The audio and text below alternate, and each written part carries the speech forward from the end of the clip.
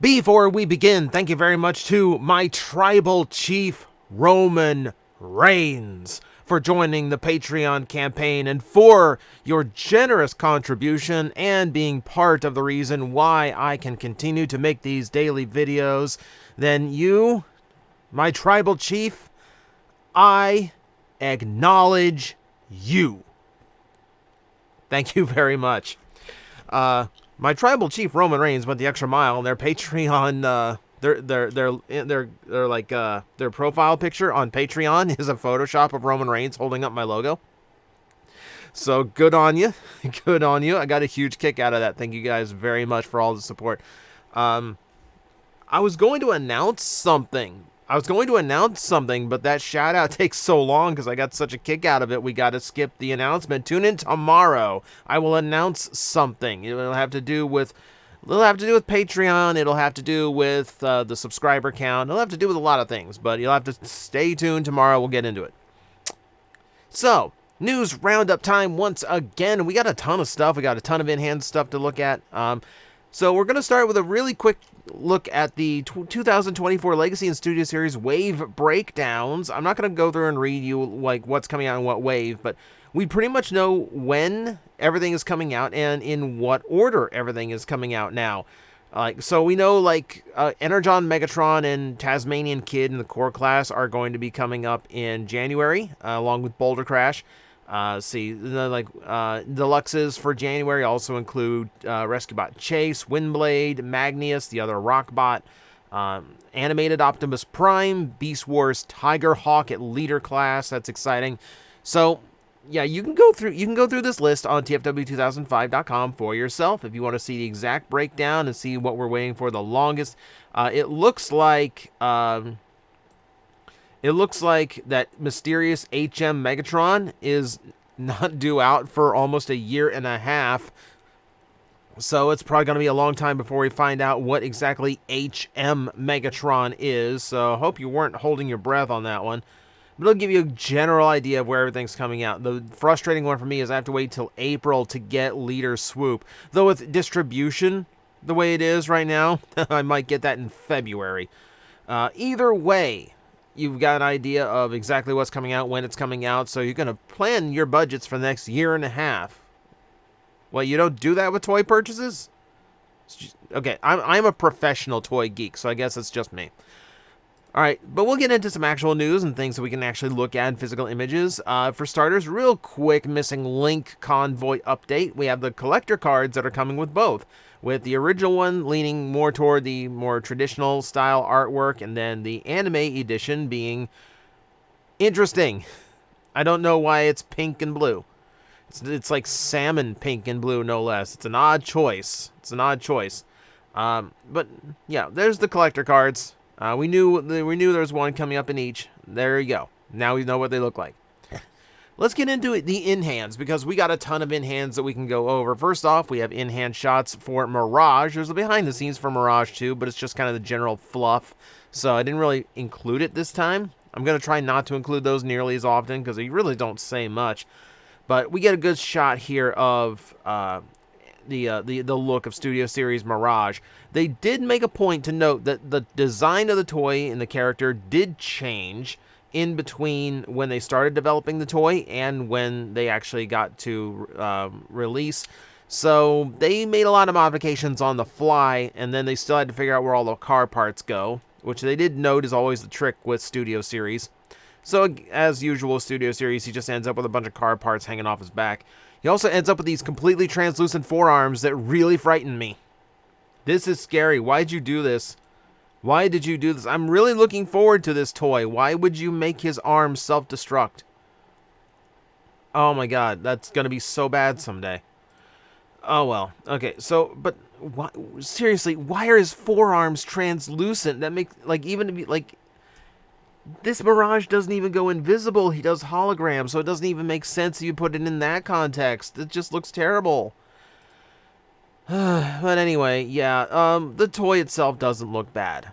I like the vehicle mode. Everything looks nice. As long as the transformation looks good, or feels good, I think this should be a pretty decent release. It should be a pretty decent Studio Series toy. I still haven't gotten the core series version. I really want to feel how that one is before I like really go ham on every Mirage I get my hands on, because I really do like him as a character. So, good. He looks good. Outside the forearms, he looks good. As good as I expect out of Studio Series.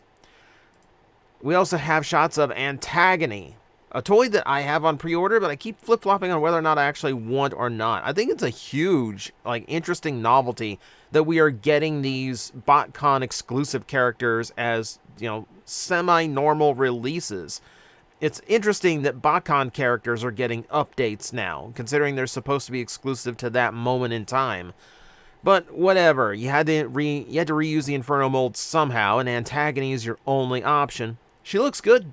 She looks really good. The black and the purple, the classic colors, always works. It's the scavenger head I'm here for. I'm all about the fact that a transmetal scavenger head is included with this. That is absolutely how I'm going to display it if I do get it. There's no antenna on this sample version. That is weird. Well, where are they? No. I forgot they're down below. Why did I think they were up there? Okay, that's on me. Looks nice, though. I don't think the sword comes with Antagony. I know the Matrix does not come with Antagony. But it's a nice looking redeco, and the new head looks fantastic. So I'm still on the fence. I'm leaning toward getting it, but we'll see. We'll find out together now, won't we? Well, I'll probably find out before you, but you know. There's a repaint of the Core Series, or Core Class. Man, I hate that name. I hate that they named it Core. The new Core Class Optimus Prime, repainted in translucent red and black. This is from Fanbook 2023, a magazine in Japan. Magazines in Japan give you free toys, and sometimes free electronic toys. You know, I remember back, you know, when magazines were a thing in America. They still are, but not nearly what they used to be. You'd be lucky if a video game magazine came with like a demo disc for your PlayStation or your Xbox, and now we have this full Transformer that you get for buying a magazine. I have Kamen Rider toys that are exclusive to the magazines, so it's an interesting system they have over there. So good luck getting your hands on this one if you are an Optimus Prime collector, or if you just like the translucent red and black look. It's not bad. Again, we're dealing with clear plastic, so you know me. We have in-hand shot for the Studio Series movie 15th anniversary multi-pack Megatron. And we can kind of just blow by this because it is a straight-up re-release. And I expect everything in that box to just be a re-release of a previous Studio Series figure. So it's pretty much this toy we've been seeing for a long time now. So don't worry about it too much unless you just need the entirety of the 07 cast. Let's get into something a little bit more interesting. Someone got the Legacy Evolution Optimus Prime and Bumblebee 2-pack in hand.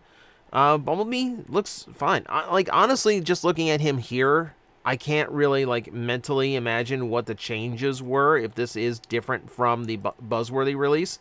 The Optimus Prime does have some anime-accurate details added in, so I will give him credit for that. They're still doing that thing where a chunk becomes like a shield. But this is a special chunk. This is actually a special chunk. So, okay, the vehicle mode still looks fine. You know, again, I can't really, like, in my head imagine, like, I can't remember exactly what their first one looked like, but it just kind of looks like Bumblebee. So, the new piece that becomes a shield for Prime is actually what attaches the trailer to the original toy. So, it's kind of an adapter and a shield at once. Inside, yep, we got the axe, we got roller, we got the drone unit, all that is represented. It's really cool to see such a tiny scale Optimus Prime. I'm kind of going back and forth on this one too. Now I'm kind of wanting it. So it looks like there's some kind of, I assume there's some kind of molding change, unless someone just really wanted us to look at Optimus Prime's butt. Is there a running change? No, I don't know. It doesn't list it. Regardless, it is a really nice looking set. What's interesting to me is they sculpted in the striping, but it is the anime-accurate all-gray stripe, which makes me wonder if there's a toy version planned at some point down the line. Keep an eye out. That is a possibility, I assume. All right. We got to talk about this because we talked about this before, but we're going to talk about it again because we got a two-shot this week. Before, we saw the Earthspark release of Deluxe Starscream, and it's just going to be a repaint of the Cyberverse Deluxe, which is a good Deluxe, but it does not match the Starscream from Earthspark at all. Different profile, different wing shape, different vehicle mode. This is a big disappointment for me that they've gone this route. So when we look at this toy, the Warrior class Shockwave, it's just another repaint of a Cyberverse toy, and it's so frustrating. I don't know why Earthspark is getting shafted. I've never heard of this before, where the primary toys for a main cartoon are being represented by past toys. I don't get it. Like, okay, like he's a walker tank in the cartoon, but like he doesn't look like this. He doesn't at all. There's a lot of details that are wrong here. It's disappointing, Hasbro. You're making a fantastic cartoon and you're blowing it on the toy aisle. I don't know. We gotta do a whole video at some point. Like, I praised Earthspark's Decepticons in my video yesterday because I do find them to be a very unique breed of Decepticon and far more interesting than usual. But we gotta do a video about the toy line for Cyberverse just being a total disappointment so far. That's gonna come later, though. That's gonna come later. For now, we can just keep moving on here. As we've seen the Shockwave before, they just added a few different bits of paint.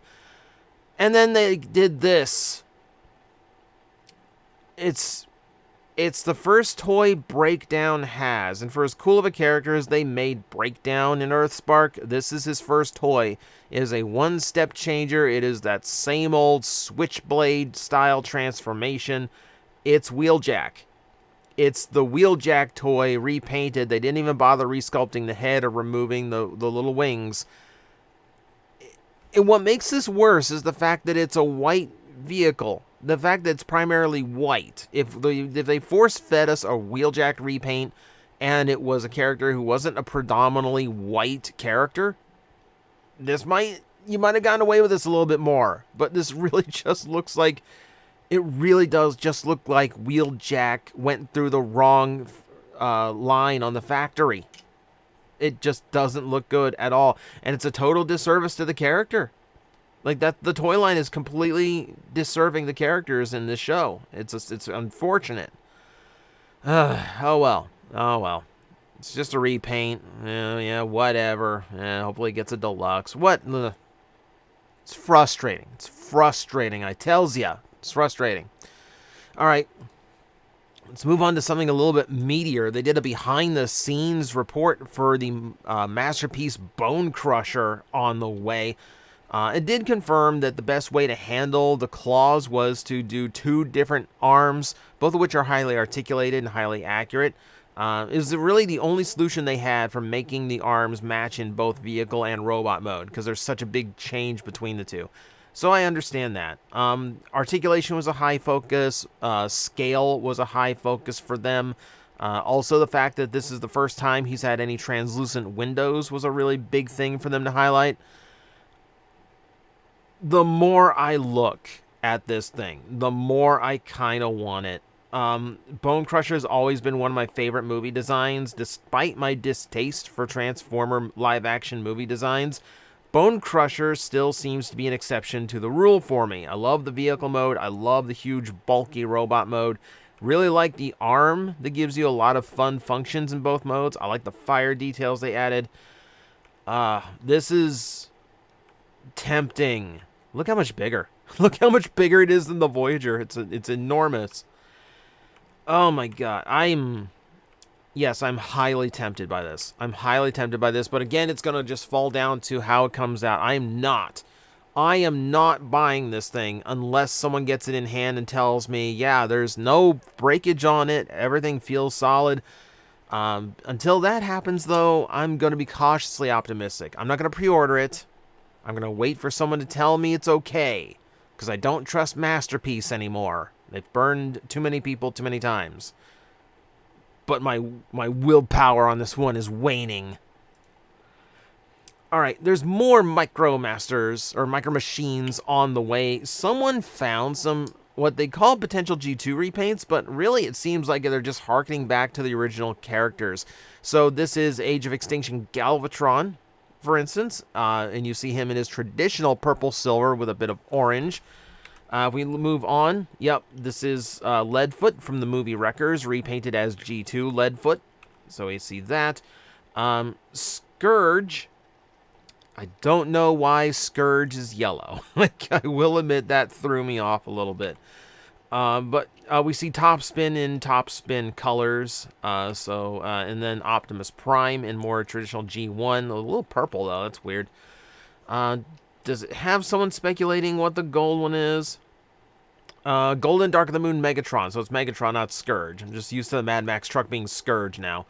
It may have been inspired by his appearance of Gold Lagoon, or it might just be the fact they wanted a gold toy. I don't know. But either way, it was some weird repaints for the Micro Machines on the way. So at least they're continuing. They're not doing new molds for a bit, it seems, but at least they're continuing. RoboSen is back, and they're announcing something that they should have announced probably like over a year ago at this point. When did RoboSen Prime first get dropped? They're announcing a smart base for the auto-converting Optimus Prime.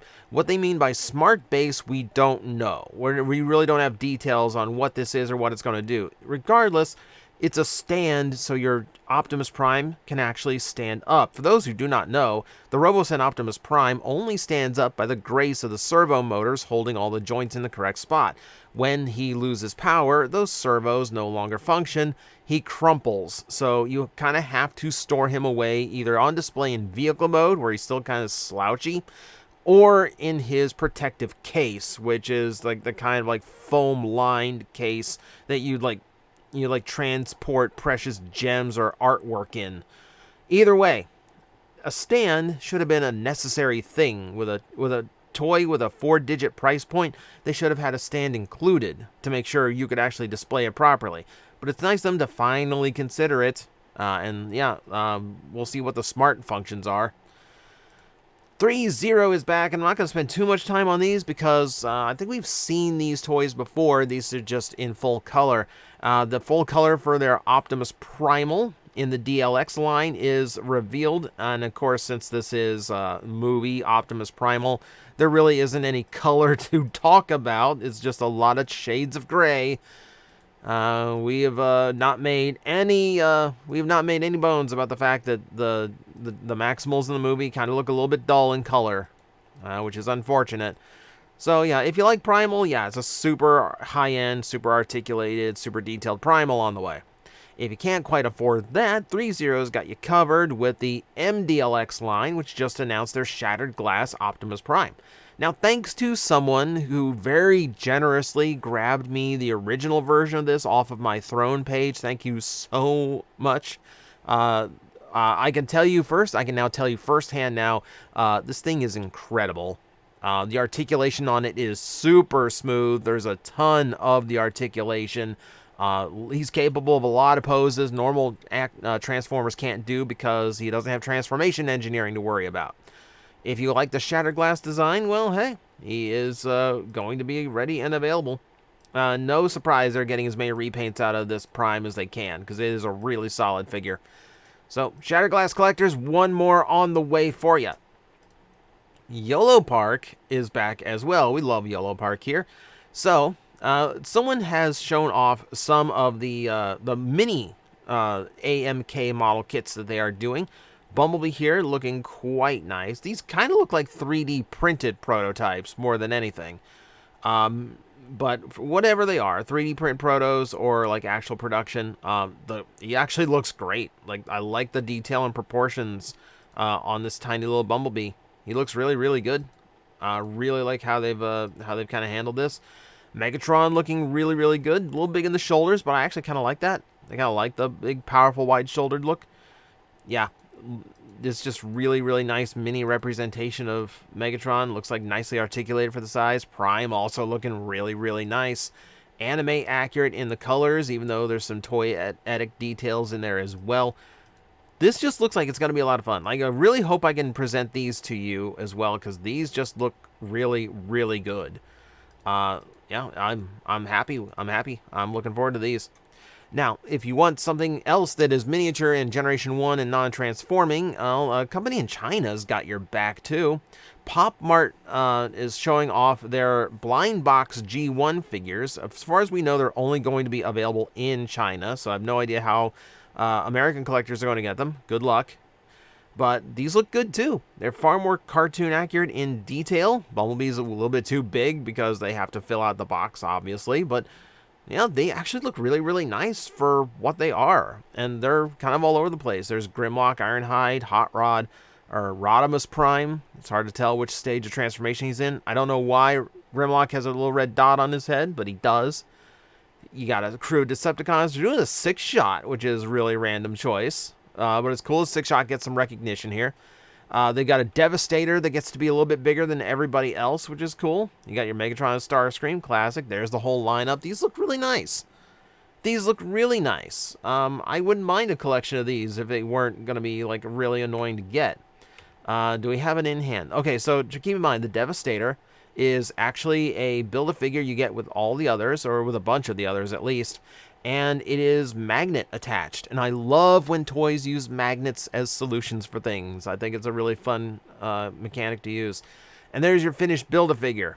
Pretty big for a blind box figure. Granted, again, a little bit bigger than the others, but look at that hand photo and then look back at this and you kind of see like, yeah, they kind of like fit in your hand a little bit. So you get an idea of the size. But yeah, these look really nice. These look really nice if you just want some kind of like G1 accurate figurine on your desk.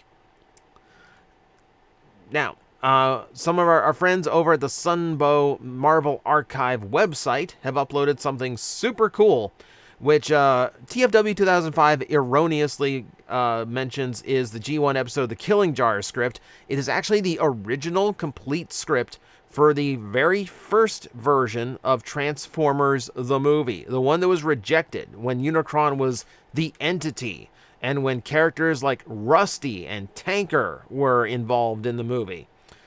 And when Daniel was just another guy that was just replacing Spike. So there's a lot. So if you ever want to know how the Transformers movie originally was going to be, there's a full script for you to go read. I was going to do a whole video on it, but it's 219 pages, and I don't have time to read that. So, yeah. You go read it for yourself. You make the time. I don't have it. eHobby's back with more of their super deformed Transformer collector cards. This is Wave 8, so let's see what weird characters they have chosen now. So we've got Generation 2, Dreadwing, and Smokescreen. Nice picks, okay, fine, interesting enough. Yeah, you see the specs, the same details that have been on all of them so far. Pyro and Clench, Euro G1 characters. This is bananas to me. Like, this is absolute insanity. Not bad choices, though. Like, they're prominent, like, well, not prominent, but, like, they were leader characters in the UK line for a year, so that kind of works out. Again, it's just fun that they choose random things like this. Inferno and Red Alert, great to see those two being released at the same time. You couldn't have one without the other. And then you've got Sound Blaster and Twin Cast. Again, two that really should be released together. So they've got a lot of really good ones this time. It's as always, it's an interesting lineup of the eclectic and the expected. So I don't know who's collecting these, but man, they just keep churning these things out. And we check in with Symbiote Studios to wrap it off. Their Catnip Bravo crossover with Optimus Prime is officially shown off. It's a very kitty-fied Optimus Prime plushie. And you know what? I don't think I have to say anything more than that. I don't think I can go into anything about that you don't already know just by looking at it. So that's going to do it for the news roundup this week. Thank you very much for watching. You are now caught up on all your Transformers news, and as always, we will be back next week to do it all again. So until then, thank you for watching. I will see you next time. I'm like, I think you guys got this. I will back away, and I will see you all later. You've got this handled. Alafi's like, really? You're not gonna help me? Like, it's fine now. It's like these disgusting creatures breathing down my neck, and you're all just like, I believe in you. You got this. All right, you seem to have this. 5 minutes.